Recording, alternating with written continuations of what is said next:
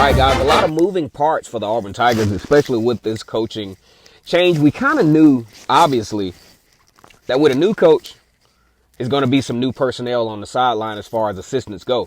But man, I don't think any of us expected the level of clean house that's actually going on down there at Auburn with Brian Harsin as the new head coach coming out of Boise State. Like the video, comment, and subscribe to Burn and Speak Sports Auburn. As always, it's great to be an Auburn Tiger War Eagle. It's a rainy morning here in the Deep South where college football is king. And of course, the battle cry is War Eagle. Now, Auburn obviously is going to have two different defensive coordinators. Over the last few years, pretty much playing musical chairs with offensive coordinators. Kevin Steele been the mainstay for a little bit. Now he's out as defensive coordinator. Both guys that Auburn has as the new coordinators have SEC ties. Mike Bobo, obviously a mainstay at the University of Georgia as a college football player and a football coach before heading out to Colorado State. Then subsequently to South Carolina as an offensive coordinator. Matter of fact, when he was out at Colorado State, he was one of two consecutive SEC coaches that coached out there very unsuccessfully, might I add. Been looking at the comment section. I think it's pretty funny where this one gentleman said, are there any other coaches that have losing records that we can hire? I'm not necessarily happy with this. I get that sentiment, but when we really look at it, there are different layers to coaching. It's a different mindset, a different approach coaching an entire program versus coaching one subdivision of the football field. You can compartmentalize your coaching. You don't have to worry about as much of the spotlight or the administrative work. That's why you got a lot of good coaches out here that were badass assistants, right? Then they get promoted to head coach and they just don't pan out. Sometimes when you have a coordinator, especially a coordinator who's really good at their craft, like let's just say Will Muschamp. I think it's safe to say that Will Muschamp was a pretty good defensive coordinator. But he took too much of that defensive coordinator mentality to the head coaching level. And that's why no matter where he went, his offenses sucked. But his defenses were actually pretty good, which means he focused more on what got him there. Or he focused more on what made him successful as an individual assistant coach versus expanding his horizons as far as the macro level of coaching. He's still kind of approaching it from a micro level, which, people do that in business all the time. You get promoted and sometimes what got you there won't keep you there, if that makes sense. And that happens in a lot of cases for assistant coaches. Mike Bobo, Derek Mason, no different. Mike Bobo comes to Auburn after a one-year stint at South Carolina. Really can't take too much credit for the recruiting there. They weren't particularly terrible on offense, especially the little sample size that I saw against Auburn. They ran the ball pretty well, had a pretty reasonable level of play calling. But, you can't put too much stock in it. You talk about a pandemic. You talk about really not knowing the guys. So not much stock can be really put in Mike Bobo's tenure at South Carolina. Now, the main thing is Mike Bobo spent, like we said before at the early part of this podcast, Mike Bobo spent a good portion, the majority portion of his career at Georgia. He coached the likes of Matthew Stafford, Aaron Murray. I think Matthew Stafford is actually still pretty successful in the NFL right now. His main position has been quarterback coach / offensive coordinator. What does Auburn need more than anything right now is a genuinely proven, tested quarterback coach who is struggling like hell on the plains because of lack of development. Bo Nix. Here's what Bo Nix has to do from my trajectory, from what I see on the outside looking in. I don't know the kid. I think he's a good kid. One thing that's going to be a challenge for Bo Nix, in my opinion, is that throughout his career, he's never seriously been challenged for a position as far as I can see. He's never had to fight for his role. That's one thing that kind of sort of hurts you, I think, at the next level. When you've never really had to be competitive against your teammates. Now, hell of a competitor on the football field, but always the guy, always right, always, hey, Bo, you keep doing what you're doing and everything is going to be okay. I think that's the mentality that Bo Nix brings to Auburn. He's doing what got him to Auburn, but he has not expanded his development. And it doesn't seem like, based on the result, it doesn't seem like the coaching staff that were immediately responsible for Bo Nix's development, it doesn't seem like they pushed the envelope on that either. It seems like they just kind of let Bo be Bo. And that doesn't translate well over into Power 5 football. Scramble to the right and just throw the ball up for grabs, that's not going to work. Looking at video footage from his high school career at Pinson Valley High School, nothing different. I don't see anything different technique-wise to where Bo Nix has bought into getting out of some of these bad habits. Why? He was amazingly successful in high school.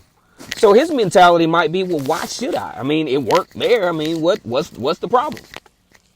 But what he's not understanding is the game.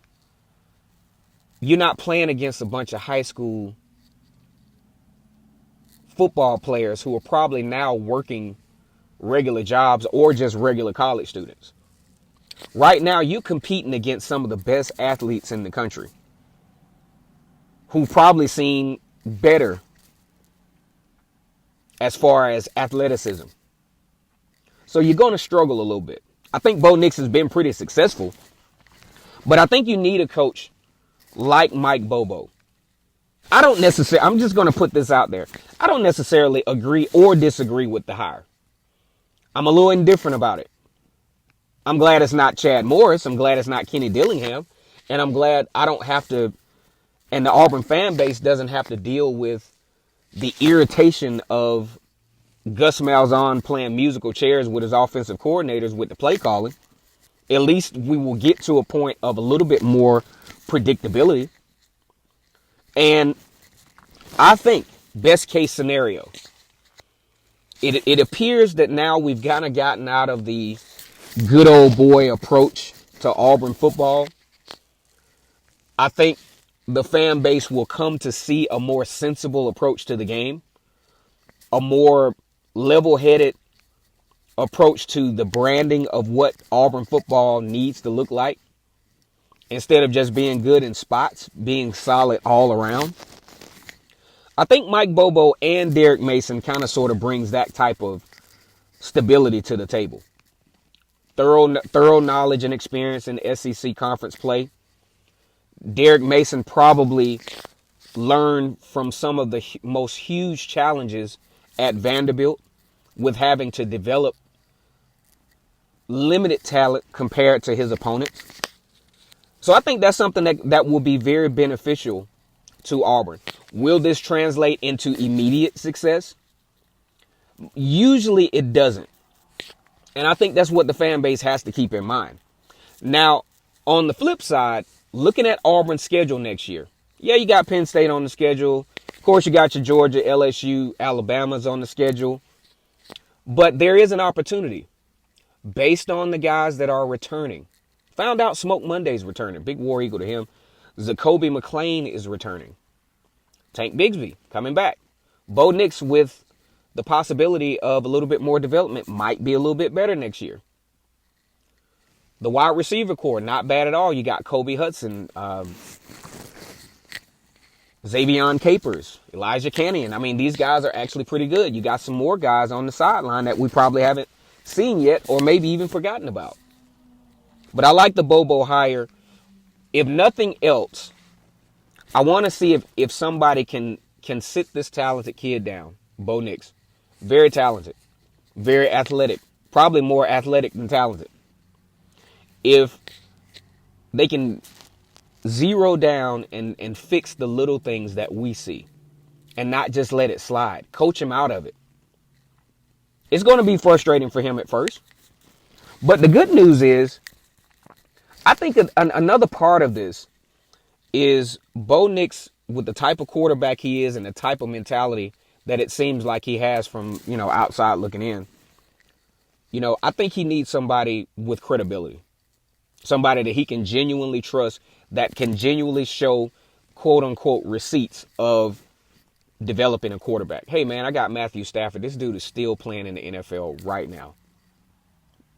I developed him in college. He's one of the best college quarterbacks in the SEC. You can say that. Kind of hard for Gus Malzahn to sell anybody on, say, Cam Newton, because Cam Newton just was an incredible athlete. Just that much better than everyone else. Nick Marshall, special kind of athlete. Now, I will say this. Nick Marshall did improve his passing from year 1 to year 2. However, he was already developed for the most part by the time he got to Auburn. We're talking about Bo Nix developed right there. Gus Malzahn has never in history at Auburn or wherever he was developed a quarterback from high school all the way through. And it looks like this Bo Nix thing was about to be a disaster under his watch. Just like Jeremy Johnson was a disaster under his watch. Sean White, kind of a disaster, but not as much. I thought Sean White did some good things in spots. Definitely can't compare Sean White to some of the greats at Auburn, of course. John Franklin III, really never know what chance he might have had. I thought he was actually pretty good. Very athletic. He was fast as lightning. You could tell the defenses were on edge when he came on the field, but didn't get much playing time. Like the Bobo hire, I like the idea of Bo Nix finally having the opportunity to have some level of reasonable development. He doesn't have anyone that's in shock and awe and just going to worship him because of whatever reason. I'm not even buying that his dad was a coach at Auburn deal. I just think Gus Malzahn, Chad Morris felt like this guy was beyond development. And they let him do pretty much what he wanted to do. And it turned out, and has turned out so far, to be lackluster at best. Kennard Vernon Stewart here for the podcast. Mike Bobo, the new offensive coordinator, the coaching staff is starting to pan out. We want to see if Travis Williams, former co-defensive coordinator, see if he will be retained. That would be awesome. Also, Carnell Williams, don't know if he's going to be retained. Like the video, comment, and subscribe. And as always, great to be an Auburn Tiger, War Eagle.